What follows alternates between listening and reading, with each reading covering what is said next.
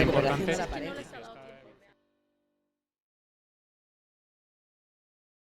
Well, I think there's definitely a risk that when you spend your whole life on social media and you're chasing the next big thing and you're hyper-connected and you always see what other people are doing, that you miss out on your own life, on your own experience. This fear of missing out. And I think the one big challenge for the digital age is to create more intimacy.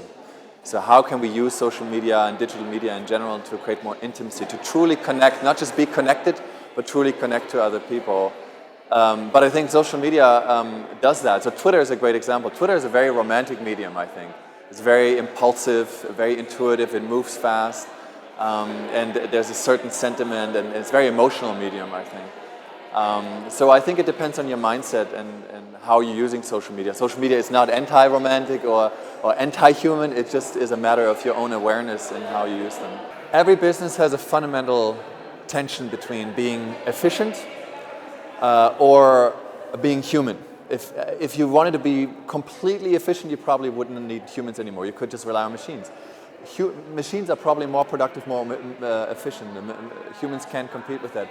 But thank God, right, one big part of what makes business successful is creativity and innovation and empathy and relating in a human way to customers and employees.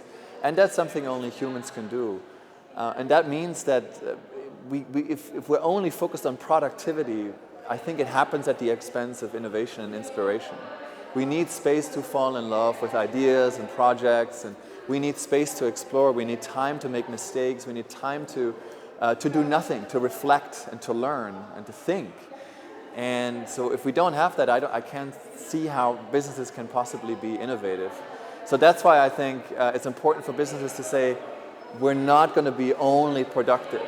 In general, I think when transaction begins, or something is purely transactional, it's about exchanging goods, making money, and that's very obvious, that's the end of romance, right?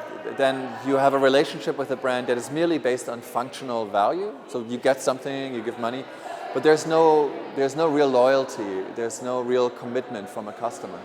And then there are those brands that people truly love. They really almost have a religious attachment to them, right? And they forgive them if they make mistakes. Apple is one of them, of course.